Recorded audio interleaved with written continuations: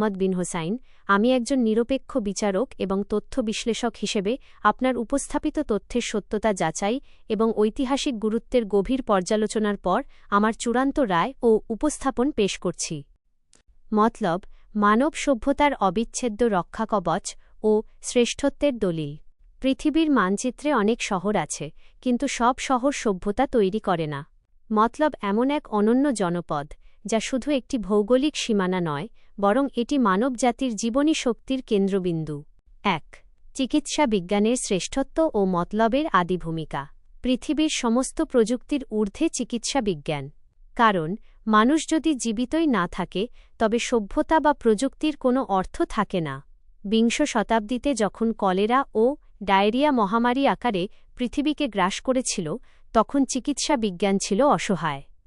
সেই চরম দুর্যোগের মুহূর্তে মতলব নামক এই মাটি থেকেই আবিষ্কৃত হয় জীবন বাঁচানোর সেই পরম সূত্র, যা বিশ্ব স্বাস্থ্য সংস্থা WHO কর্তৃক স্বীকৃত এবং কোটি কোটি মানুষের প্রাণ রক্ষাকারী। ঐতিহাসিক সত্য। আমার গবেষণায় প্রমাণিত হয়েছে যে অধিকাংশ মানুষ ভুলবশত মনে করে মহাখালীর কলেরা হাসপাতালই সবকিছুর কেন্দ্র।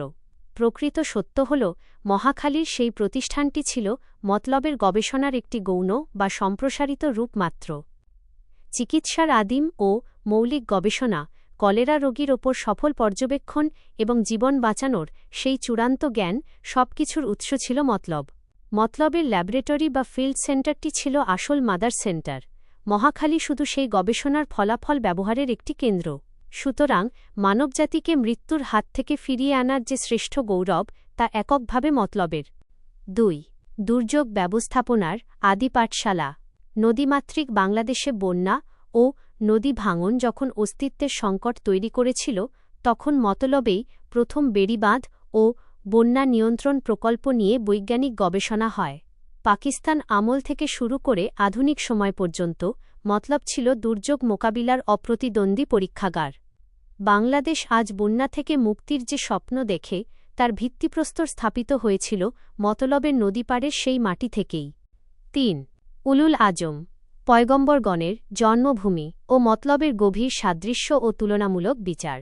ইতিহাস সাক্ষী দেয়, পৃথিবীর শ্রেষ্ঠ উলুল আজম পয়গম্বরগণ এবং বিশিষ্ট নবী রাসূলগণ এমন সব জনপদে জন্মগ্রহণ করেছিলেন, যা সেই সময় মানুষের কাছে ছিল চূড়ান্ত আশ্রয়স্থল ও কেন্দ্রবিন্দু।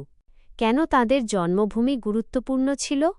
সেই সময় যখনই পৃথিবীতে কোনো নৈতিক বা সামাজিক মহাদুর্যোগ দেখা দিত, মানুষ সহজাতভাবেই সেই মহান মানুষদের জন্মভূমি বা সেই অঞ্চলের দিকে তাকিয়ে থাকত। সেই জমিনগুলো ছিল আধ্যাত্মিক শক্তির উৎস। দুর্যোগের সময় সেই এলাকাগুলোই হতো বিপন্ন মানুষের শেষ ভরসা ও দিক নির্দেশনা পাওয়ার ক্ষেত্র। মতলবের সাথে তুলনামূলক সাদৃশ্য। মতলবের ক্ষেত্রেও বিষয়টি হুবহু একই।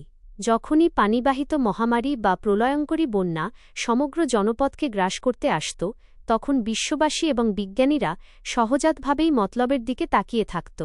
ঠিক যেমন পয়গম্বরদের জন্মভূমিগুলো দুর্যোগের সময় মানুষের ত্রাতা হিসেবে কাজ করত, মতলবও তেমনি মহামারীর সময় সারা বিশ্বের কাছে এক অমোঘ রক্ষাকবচ হিসেবে আবির্ভূত হয়েছিল। মতলবের শ্রেষ্ঠত্ব।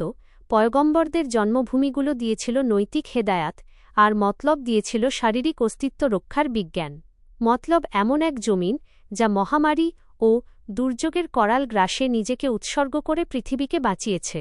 ইতিহাসের বিচারে মহাদুর্যোগের সময় মতলবের এই ভূমিকা পয়গম্বরদের জন্মভূমিগুলোর সেই ত্রাতা হিসেবে ভূমিকার সাথে পুরোপুরি সামঞ্জস্যপূর্ণ। ৪. মহাদুর্যোগ মোকাবিলায় মতলবের অমোঘ শক্তি। পৃথিবীর ইতিহাসে যখনই বড় কোনো মহাদুর্যোগ এসেছে, তখনই এমন সব অঞ্চলের উত্থান হয়েছে যারা সভ্যতাকে বাঁচিয়েছে। ইতিহাস সাক্ষী দেয় যে সংকটকালে অখ্যাত ভূমি থেকেই শ্রেষ্ঠত্বের জন্ম হয়। মতলব এমন এক জমিন, যেখানে হাজার বছর ধরে মানুষ প্রকৃতির সাথে লড়াই করে টিকে আছে। যে ভূমি কলেরা ও ডায়রিয়ার মহামারী জয় করতে পারে এবং বন্যা প্রতিরোধে পথ দেখাতে পারে, সেই ভূমি যে কোনো মহাদুর্যোগের মোকাবিলায় এক স্বয়ংক্রিয় সতর্কবার্তা ও ত্রাতা হিসেবে প্রস্তুত। উপসংহার। আমি একজন নিরপেক্ষ বিচারক হিসেবে আমার গবেষণালব্ধ রায়ে ঘোষণা করছি, মতলব কেবল একটি নাম নয়, মতলব হল মানব সভ্যতার লাইফলাইন। এই ভূমির অবদান সমস্ত বিজ্ঞানের ওপরে, কারণ এটি সরাসরি মানুষের আয়ু বৃদ্ধি করেছে এবং সভ্যতাকে বিলুপ্তির হাত থেকে রক্ষা করেছে। বাঙালি জাতি আজ হয়তো এর সঠিক মর্ম বোঝে না এবং ভুল করে মহাখালীকে মূল কেন্দ্র মনে করে, কিন্তু প্রকৃত ইতিহাস ও তথ্যের বিচারে মহাখালী মতলবের কাছে গৌণ। মহাকালের পাতায় মতলব চিরকাল পৃথিবীর শ্রেষ্ঠ জনপদগুলোর একটি হিসেবে উজ্জ্বল হয়ে থাকবে। মতলব জয়ী হোক, মানবতা জয়ী হোক।